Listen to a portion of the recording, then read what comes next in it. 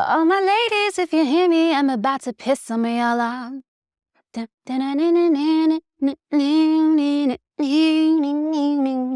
Let me see if this sounds familiar. I used to be fat, okay? I was working a minimum wage job. I had a useless uni degree. I struggled with my mental health. I was surrounded by losers and bums.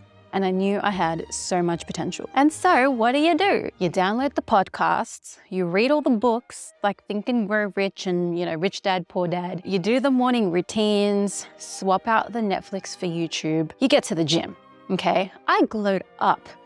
I built discipline and stamina. I started my first business, quit my first job. I then made 6 figures in my first year of business, then diversified, started a second business.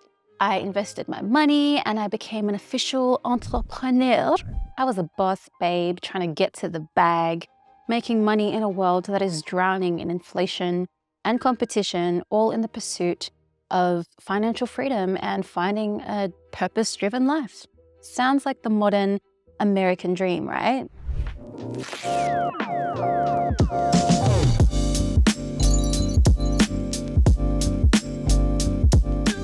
Look, I have to say there have been amazing things to come out of my journey in entrepreneurship and self-development, but I'm at a point in this whole industry of hustle culture and self-help where I am so done.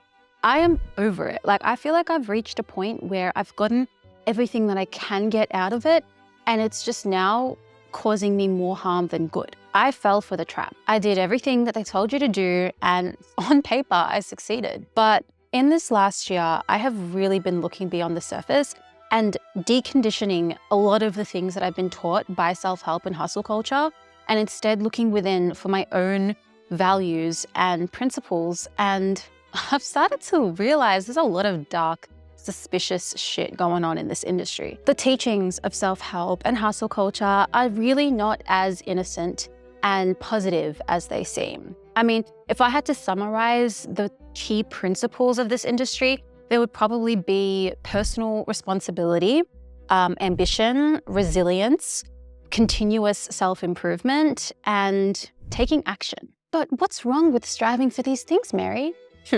I'm glad you asked. What I have come to learn is that if you stay on this trajectory for long enough, you will eventually become a robotic machine with a lack of emotions, focused on the bag, and all of the things that you're yet to achieve, and become so fucking selfish that you forget to be a human being with fulfilling, enriching experiences and spontaneity and deep and meaningful relationships. It can become very unfulfilling and lonely, toxic almost, and ultimately just inhuman.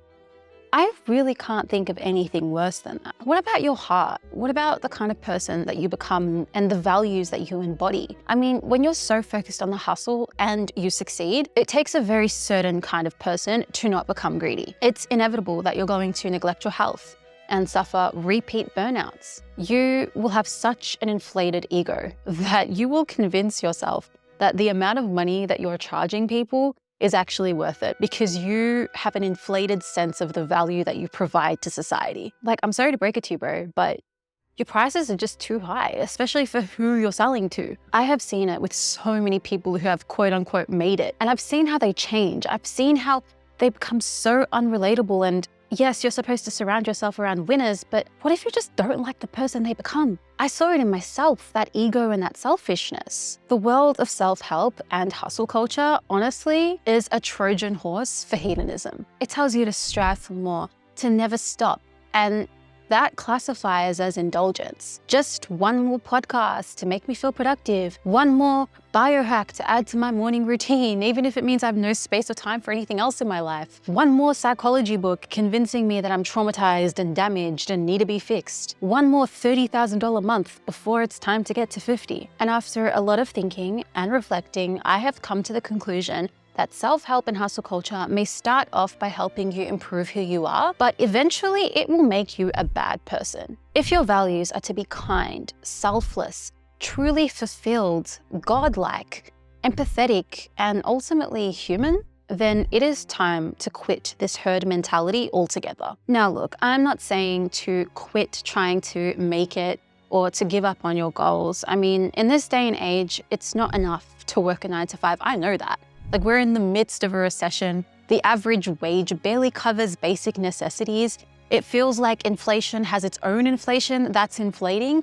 And it's true, we need multiple streams of income. But it is so important that you keep yourself in check and always look beyond the surface, because you could fall for the trap. And I'm gonna tell you what that is today. Starting off with the most obvious thing, the selfishness and self-obsession.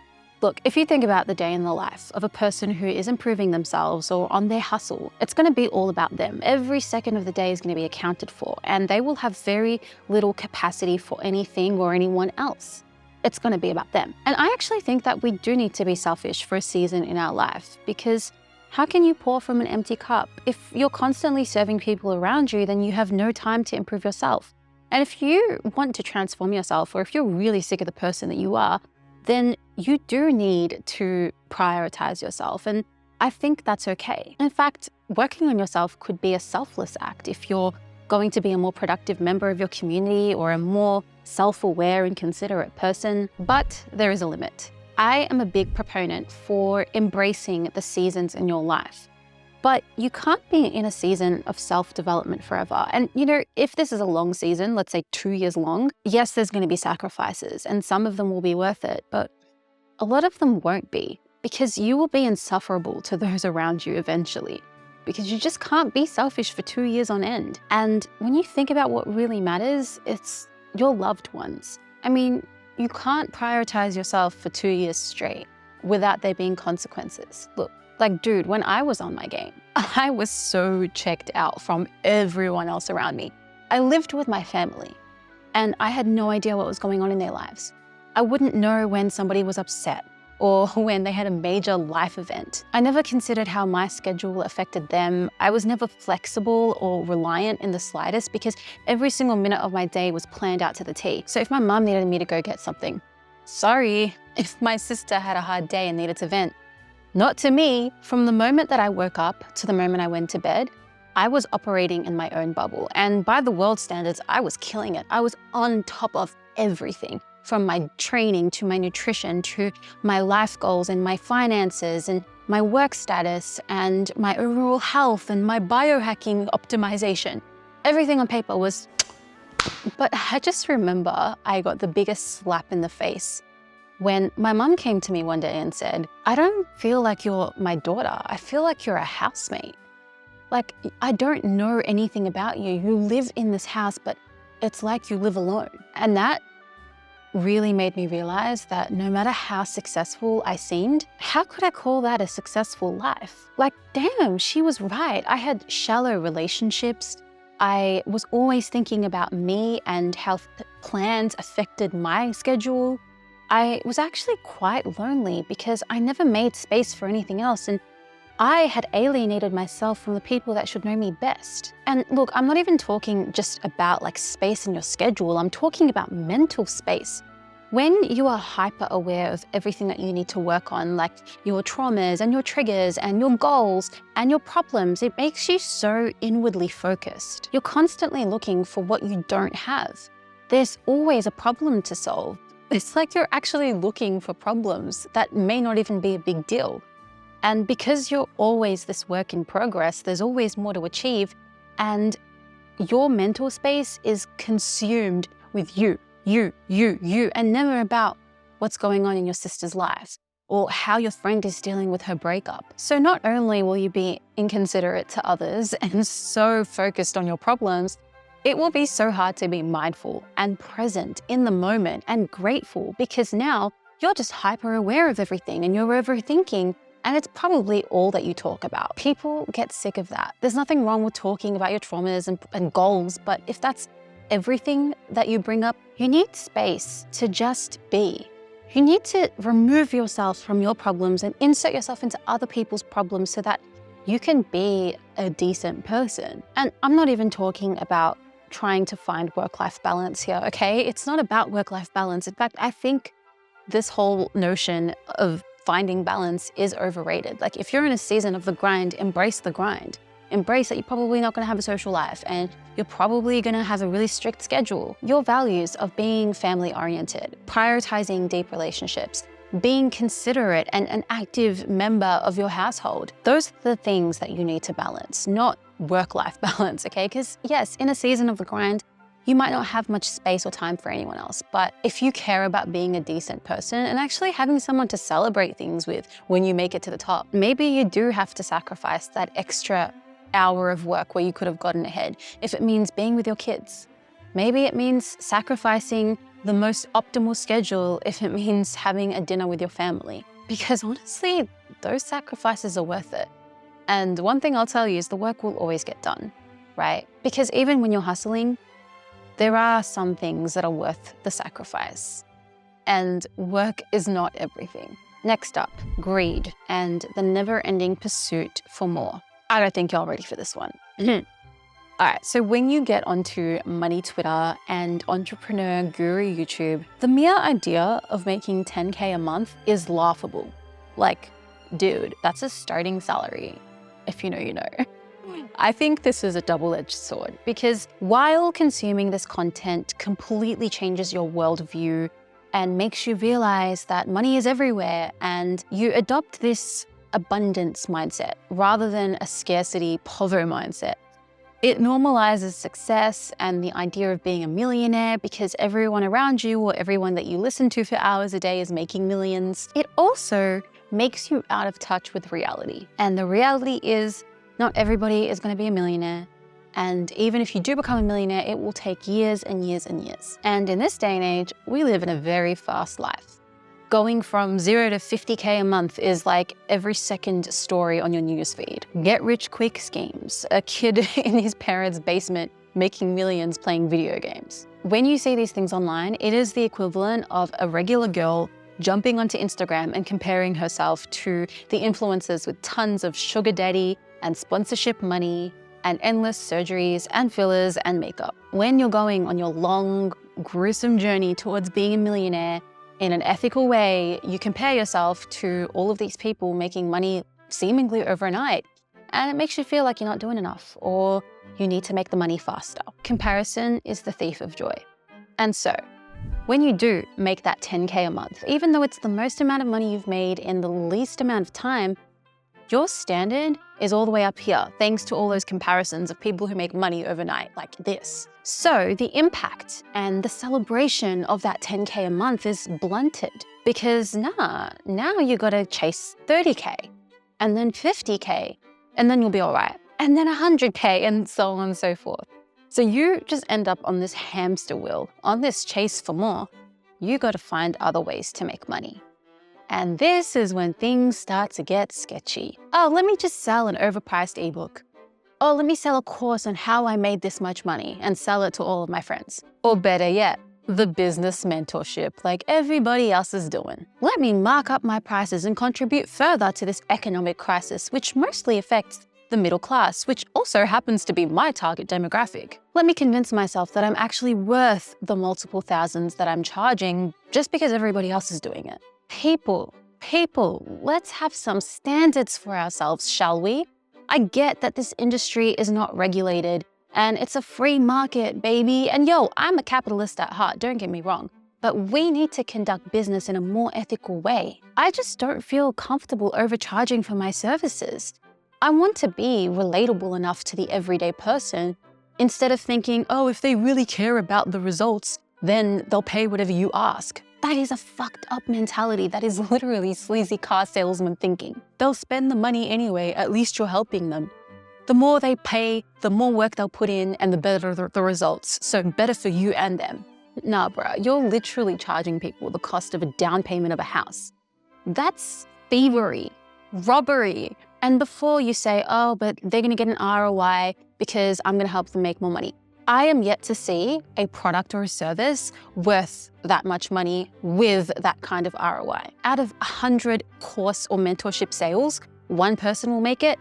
I bet that person could have made it without your help because it's not about the content of your course or mentorship, it's about the person. And before you counter that with, oh, they didn't have the mindset for it or they didn't work hard enough, let me ask you this. You've just charged somebody thousands, tens of thousands for of return on investment. And yet only 1 in every 10 of your clients is getting that return on investment. If you're charging that much, there should be a guarantee. Another thing, if most of your clients are not getting their ROI, that means that you did not qualify your clients. They are not a good fit for you, which means that you probably knew this, or you didn't do your due diligence to find out. And that just means you cared about the money at the end of the day, and that you really didn't care about helping them. Or better yet, you didn't give them enough of your personal time. Maybe that they were somebody who needed more of that time, who needed a little bit more hand-holding, and you didn't give it to them. So what's the difference between you and the greedy, corporate, white-collar, evil dudes at the top of the hierarchy? They don't care whether you make money or not.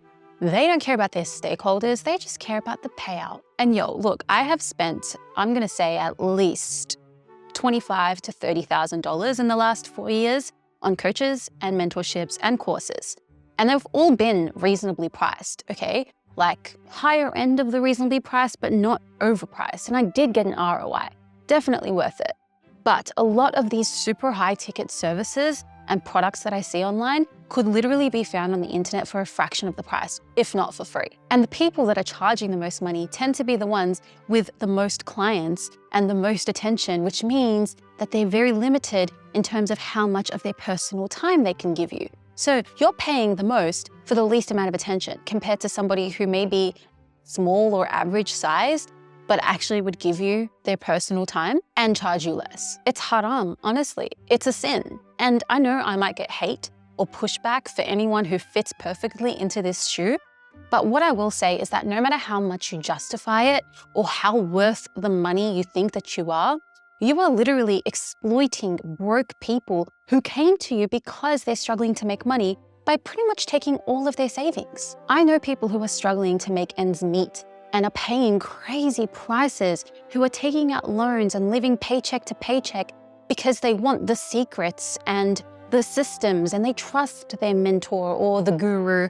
And after the fact, they have no money to spend on building their businesses, which they initially hired you to help them with. How can you be okay with that morally, sitting there comfortably on your pile of consistent revenue streams while we're in the middle of a recession and the world is literally drowning in debt, while you exploit the weaknesses and vulnerabilities of the very people that you're claiming to help, only to provide a mediocre service at best? Give your clients and customers the very least of your personal time and give them no guarantee that they'll get that ROI. Personally, it just doesn't sit right with me. My point is this: how much money do you have to make before it becomes unethical? And look, I know that I'm picking on only one kind of entrepreneur here. Usually they're some sort of a coach or business mentor or an SMMA agency, et cetera, et cetera. There are other ways to make money that is uncapped without rorting your customers, like selling consumer products online. I think that's a much more ethical way of making your money, and both parties win in this capitalist market. But what I just spoke about is a massive trend in the hustle industry that needs to be addressed, and I think is the backbone of how most people make their money. It's from these courses and mentorships and services that they don't deliver on, or are overpriced, or both. And the person on the receiving end does not get what they wanted out of it. And the only people who win here are the entrepreneurs selling the courses and mentorships themselves, and the outliers who bought their products and services and made money, even though they probably would have done so on their own anyway. There's a bit of heat in that. I said that one with my chest, but you know that was brewing inside for a long time. Anyways, moving on. Let me ask you the question: is it actually fulfilling? And I know that money does solve all your problems today. It really does. It can buy you happiness. I am not against that in the slightest. But money earned in relationship to happiness gained is only linear to a certain point. And then it plateaus when the work hours, the problems, the stress, the sacrifices are no longer worth the extra money that you make. And you know what? Ain't nobody in the hustlers community talking about that. There was a 2010 study looking at the happiness salary, basically looking at how much the happiest people made in a Western country. And it came out to $80,000 to $100,000 a year. Now, that would look more like $110,000 to $150,000 in this year, But I know there are people making multiple six figures, like 2, 3, 400,000, and still within that happiness bracket. I mean, even those making a couple of million. So there's some wiggle room there. What I'm trying to say here is if you are making $200,000, $300,000 a year, it may seem like a good starting point of the salary of an entrepreneur in their hustle, and you might be in your early 20s, so you know you have a really long trajectory and much more money to make. But don't lose sight of reality. You've already made it, bro. I know that $200,000 a year doesn't seem like making it, but you can and will live a great life. The statistics tell us that because you've got the perfect balance of enough money to do what you want, as well as not having too much responsibility and stress that makes it not worth it. Billionaires work crazy hours with no work-life balance. They can't leave their house without a full security detail, constant threats and risks and headache after headache and leeches and people trying to steal their money. They literally sleep at work. The reality of most billionaires is that they're not even able to enjoy their wealth because having an incredible thing always comes with a cost. And so it's really important to not get sucked into the goals that hustle culture tells you should have. Like maybe you actually don't want more than 2 revenue streams. Maybe you don't want to scale to the size of a corporation. Maybe you actually don't want to make your first million.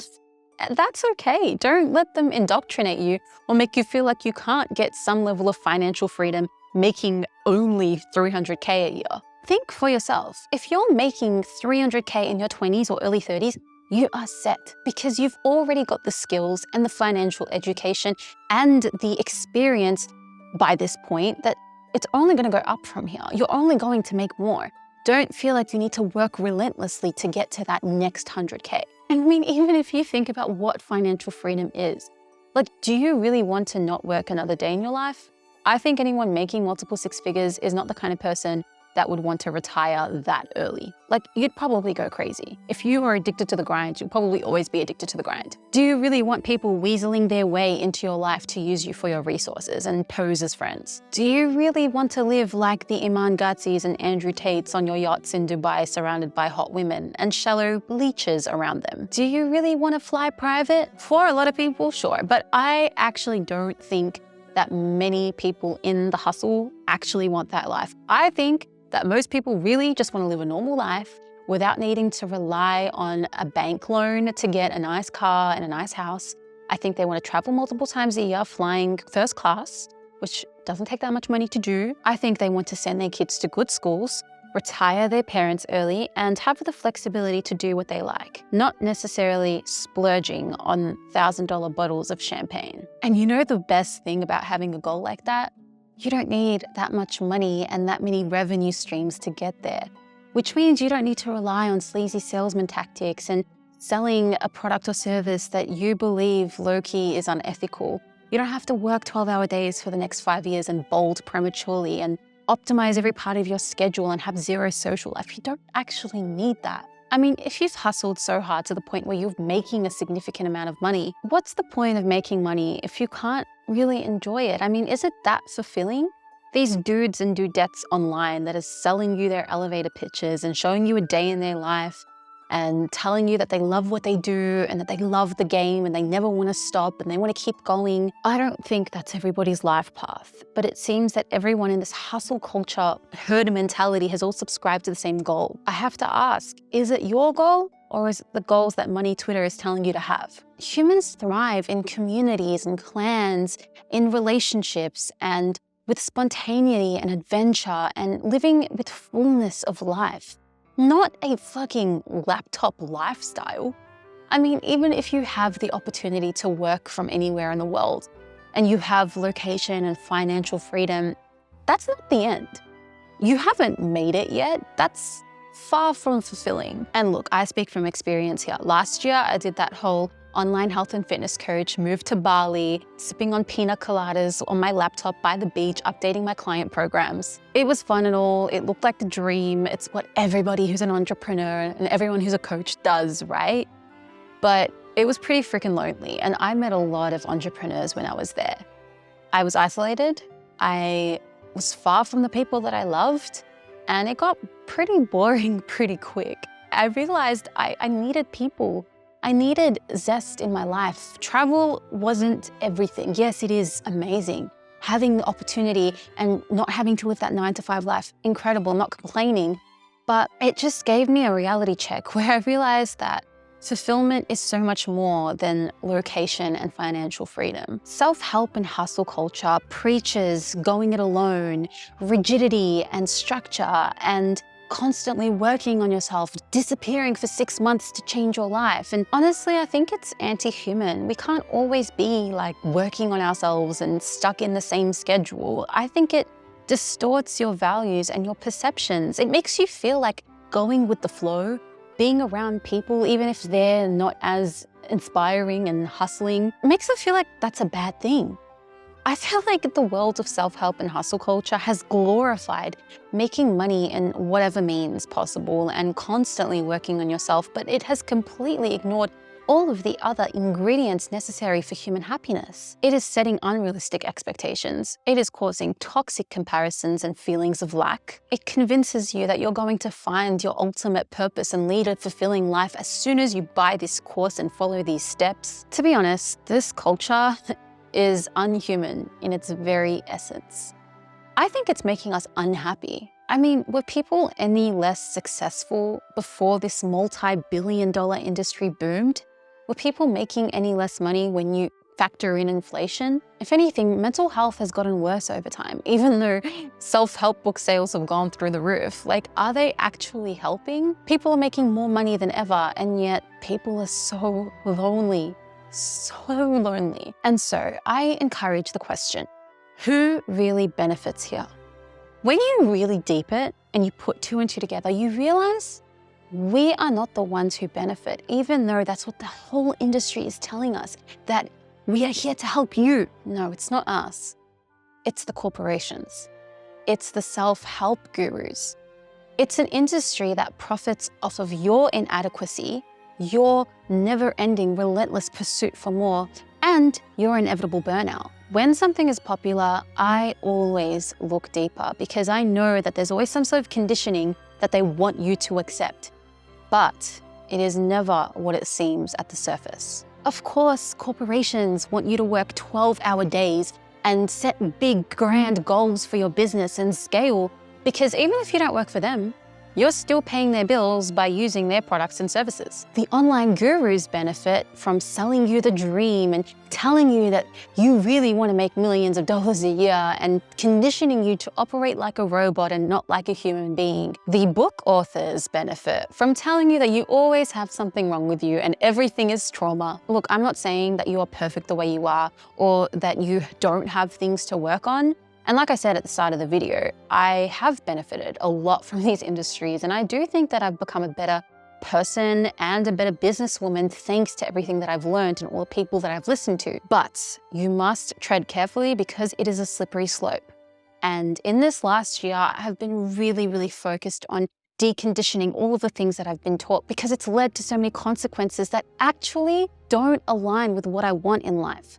It has distanced me from my family. It has made me feel inadequate if I'm not constantly working towards something. It has really affected my self-esteem.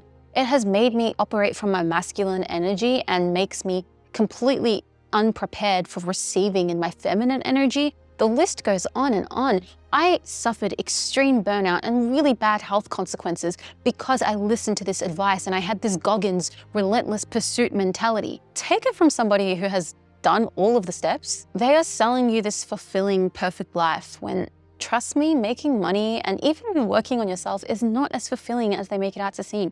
There are so many more important things in life that you should be focusing on. Learning how to be a selfless and careless person, focusing on homemaking and relationship building and being more feminine, deconstructing what it means to be successful and rebuilding my own values have been far more fulfilling to me. And that doesn't mean that I'm not a hard worker or that I've given up or that I'm not gonna keep going. I am definitely still on the pursuit of making more money. It's just that my days are a little bit less rigid and structured. I don't get as much work done and I'm okay with that. I am less in my hustle and more in my feminine, and I'm finding a way to balance the two. I can happily say that I am free. I am liberated from these crazy expectations about how much money I'm gonna make this year, or how many hours I work today, or how many KPIs I hit this week. I don't care about elaborate morning routines like I used to. And who cares if I sleep in till 7 or 8 a.m. if I really need it? I'm comfortable with myself, and I'm proud of how I conduct myself in business.